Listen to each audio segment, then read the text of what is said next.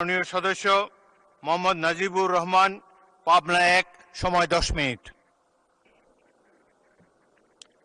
ধন্যবাদ মাননীয় স্পিকার।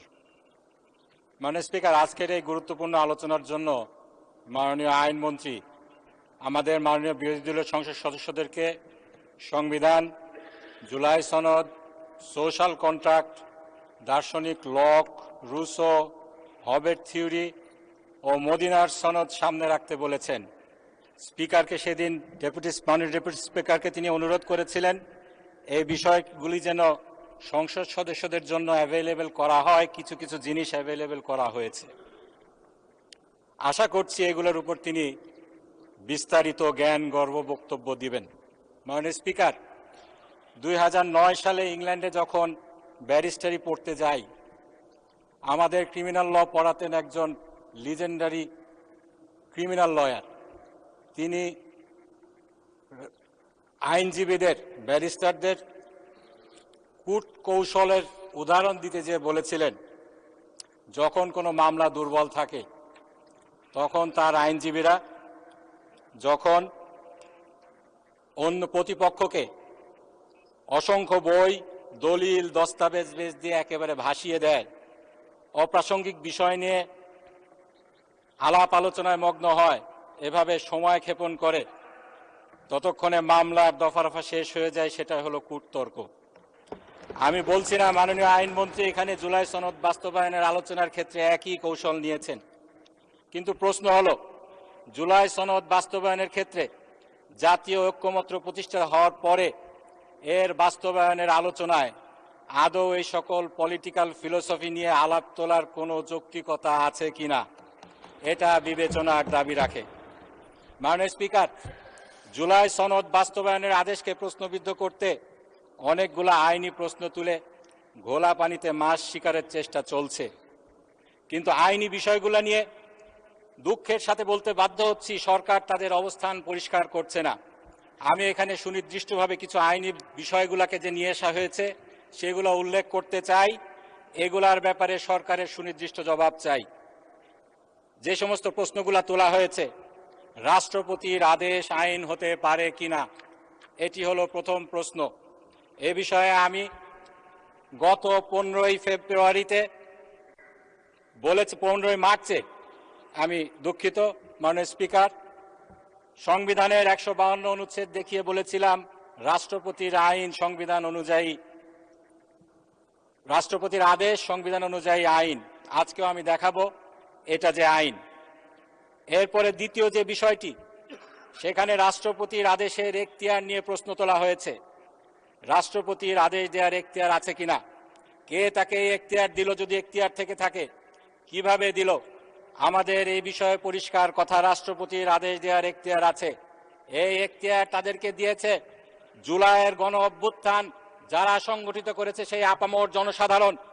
এই জুলাই বিপ্লবের মাধ্যমে, অন্তর্বর্তীকালীন সরকারের মাধ্যমে এই এখতিয়ার দেয়া হয়েছে জুলাইয়ের সনদকে বাস্তবায়ন করার জন্য। তৃতীয় যেই আইনি ইস্যুটি এখানে আছে সেটি হলো, কোন আইনকে আমরা বলছি এখতিয়ার আছে এখানে রাষ্ট্রপতির, আমাদের সম্মানিত সরকার দলীয় সদস্যগণ বলছেন এখতিয়ার নেই, কিন্তু আসলে এটা এখতিয়ার আছে কিনা এখতিয়ার নেই এটা নির্ণয় করার অধিকার কার রয়েছে। সংবিধান এখানে কি বলছে? আমাদের এখানে যেটা বক্তব্য, সংবিধানের 102 নম্বর অনুচ্ছেদে পরিষ্কার বলা হয়েছে শুধুমাত্র হাইকোর্টের এই অধিকার রয়েছে। মাননীয় আইনমন্ত্রীর সেই অধিকার নেই। আমাদের পার্লামেন্ট, এখানে আমরা আইন বানাই, আমাদের আইনটি বিধি বহির্ভূত কিনা, এখতিয়ার বহির্ভূত কিনা এটা বলার এখতিয়ার নেই। এটা এখতিয়ার রয়েছে শুধুমাত্র হাইকোর্টের।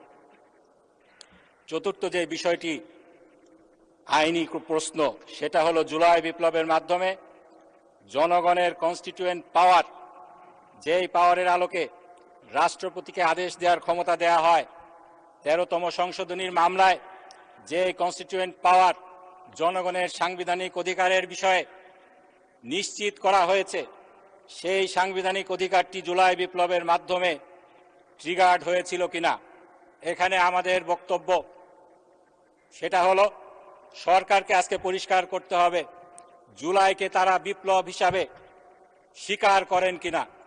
জুলাই যদি বিপ্লব হয়, যেভাবে 13তম সংশোধনীতে কেয়ারটেকার গভর্নমেন্টের আন্দোলনের সময় জনগণের অভিপ্রায়কে কনস্টিটিউয়েন্ট পাওয়ার ট্রিগার করেছিল বলে আদালত রায় দিয়েছে, একইভাবে জুলাইয়ের বিপ্লবের মাধ্যমে জনগণের কনস্টিটিউয়েন্ট পাওয়ার ট্রিগার হয়েছিল বলেও মেনে নিতে হবে। পঞ্চম যেই আইনি প্রশ্নটি রয়েছে, মাননীয় স্পিকার, জুলাইয়ের সনদ বাস্তবায়নের জন্য সংবিধান সংশোধন প্রয়োজন নাকি সংস্কার প্রয়োজন?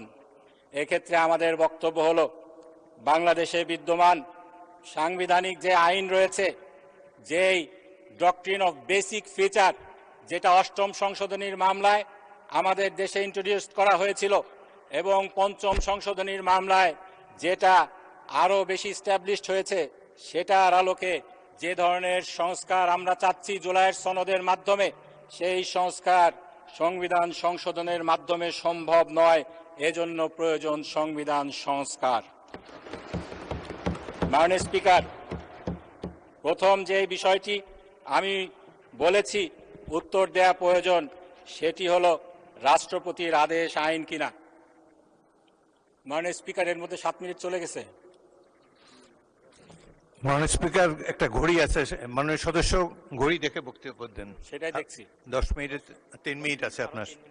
3 মিনিট আছে। মাননীয় স্পিকার, যেটা আমি বলতে চাই, 152 অনুচ্ছেদে বলা হয়েছে আদেশ অবশ্যই আইন। এক্ষেত্রে সরকারের পক্ষ থেকে 3টি অবস্থান আমরা লক্ষ্য করছি।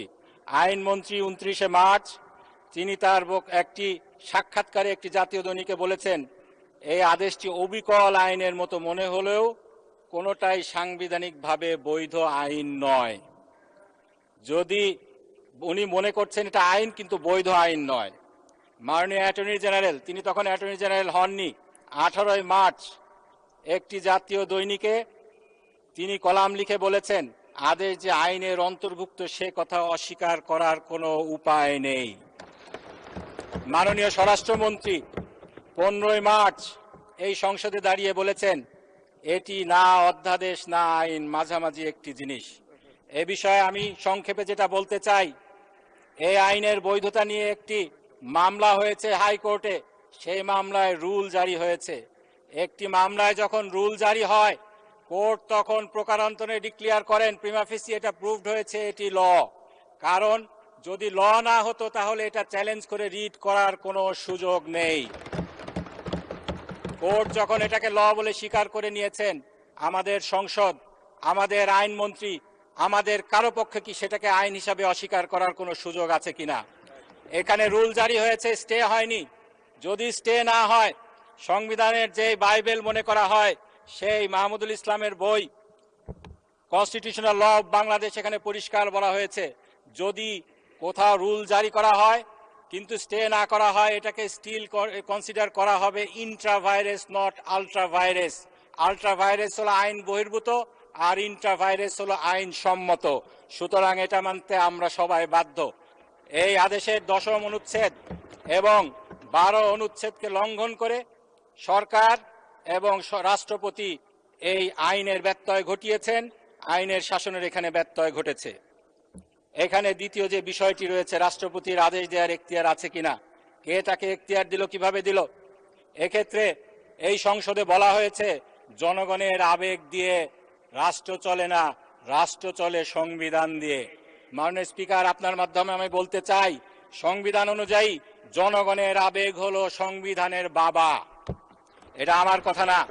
সংবিধানের 7ম অনুচ্ছেদে বলা হয়েছে জনগণের পরম অভিপ্রায় রূপে এই সংবিধানই দেশের সর্বোচ্চ আইন, প্রজাতন্ত্রের সর্বোচ্চ আইন। এ নিয়ে যে মামলাটি হয়েছে 13তম সংশোধনীর মামলা, আমার হাতে সময় আছে 30 সেকেন্ড, খুব বেশি বলতে পারবো না।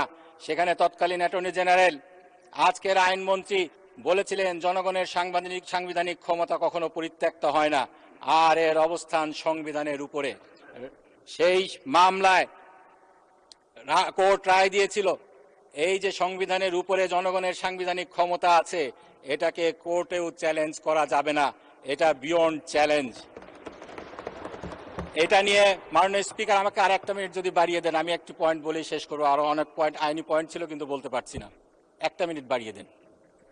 মাননীয় স্পিকার, এটা 2 ঘন্টার মাননীয় সদস্য অভ্যাস কারি 45 মিনিট আপনারা বলেছেন।